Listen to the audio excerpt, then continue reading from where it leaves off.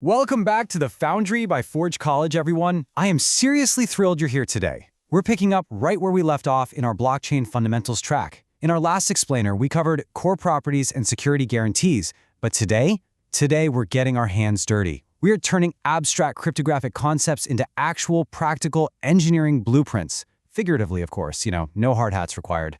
Let's get right into hash algorithms and practical hashing. All right, here's our schematic for today. First, welcome to the factory. Second, 3 hash algorithm families. Third, testing the avalanche effect. Fourth, basic data integrity checks. Fifth, speed versus security trade-offs. And finally, prepping for blockchain applications. Section 1. Welcome to the factory. Bridging theory and hands-on application. Let's go. To really wrap our heads around practical hashing, I want you to picture hash functions as this giant, highly efficient industrial factory. Raw materials, which is your data, go in on a conveyor belt, and uniform, perfectly sized tiles come out the other side. Think back to our previous lesson on core properties. The golden rule there is that no matter how much raw material you dump into this machine, it could be a single password or literally an entire encyclopedia, the tile coming out is always, absolutely always, exactly the same size.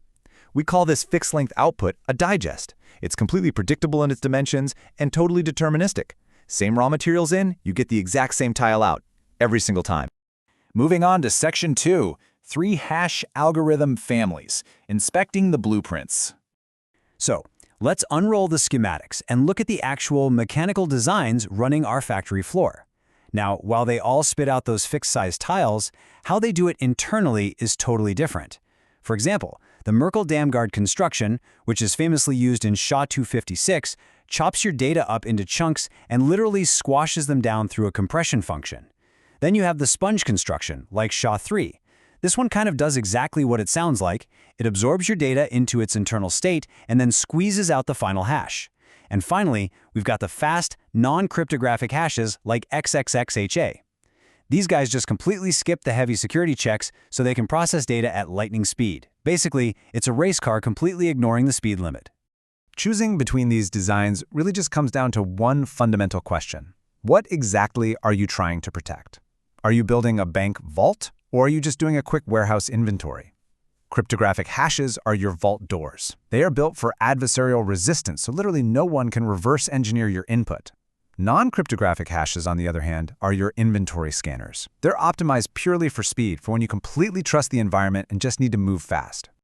Okay, Section 3. Testing the avalanche effect. Stress testing the machines. Now it is time to have a little fun. Let's run an experiment and cause some tiny chaos on the factory floor. If you're writing a script in Python or Node.js to test this out, these are the exact step-by-step instructions to build an avalanche tester. You take a baseline string of text. You flip precisely one microscopic bit of data in that text. Then, you rerun the hash, and you compare the before and after bit by bit. And guys, the math behind a healthy avalanche effect is absolutely wild. If you're using a 256-bit cryptographic hash, like SHA-256, flipping just one single bit in your input should completely scramble roughly 128 bits of your output. Yeah, exactly 50%. You toss in a tiny pebble of change, and you get this massive, completely unpredictable avalanche in the resulting digest. But wait, what if you run your tests and only, say, a couple of bits flip instead of half? Well, that's not good. If you don't see that massive ripple effect, you are likely using a vintage, rusty machine like MD5 or some non-cryptographic primitive. It means the algorithm lacks strong adversarial resistance. It's dangerously predictable and incredibly vulnerable to malicious attacks. Definitely not what you want. Which brings us to Section 4, Basic Data Integrity Checks, the Quality Control Department. So, how do we actually use these sensitive fixed tiles out there in the real world to verify our raw materials haven't been tampered with? The secret sauce here is that deterministic mapping guarantees security. Because of that extreme avalanche effect we just talked about, even an accidental single-character typo in a massive gigabyte-sized file triggers an entirely new, totally unrecognizable hash digest. Quality control just compares the new hash to the original. If they don't match perfectly, boom, you know instantly that the file is corrupted or worse, compromised. All right, Section 5. Speed versus security trade-offs. Efficiency on the factory floor. Now, Knowing how incredibly secure cryptographic hashes are, you might be thinking, why don't we just use the most heavy-duty machine in the factory for literally every task? Well, it all comes down to computation time. See, non-cryptographic hashes like XX hash, they fly through data super fast. But to get that speed, we are completely sacrificing the adversarial security that we absolutely require for things like financial transactions and blockchain systems. SHA-256 is definitely slower and much more computationally heavy, but it gives us those ironclad security guarantees we desperately need to fend off attackers. Ultimately, you just have to choose the right machine for the job, based on your specific threat model. Need high security for Web3? Use SHA-256 or SHA-3. Need blazing fast database lookups with absolutely no bad actors around? Use CityHash or XX hash. And whatever you do, seriously, please, avoid legacy algorithms like MD5 for any new security implementations. Actually, scratch that. Just put them in a museum. They do not belong in your protocol. Final section. Section 6. Prepping for blockchain applications. Building higher-level structures. Everything we've covered today is quite literally the bedrock for the complex structures running actual Web3 ecosystems.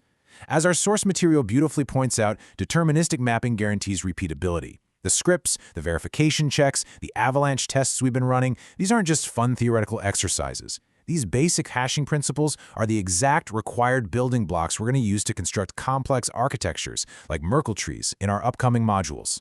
So to summarize our engineering blueprint today, remember these 3 core takeaways about practical hashing. First, deterministic mapping ensures absolute repeatability. Same input, same output, every single time. Second, the avalanche effect is real, it's testable, and it's measurable. Half those bits should flip. And third, the tension between performance and security will always dictate your algorithm choice.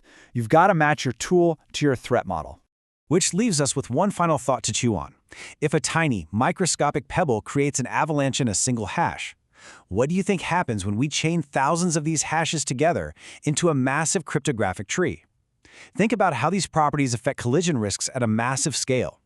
Thank you so much for joining me in the factory today. Be sure to visit forge.college to dive into our next lesson on blockchain applications and to explore even more fascinating Web3 content. See you next time.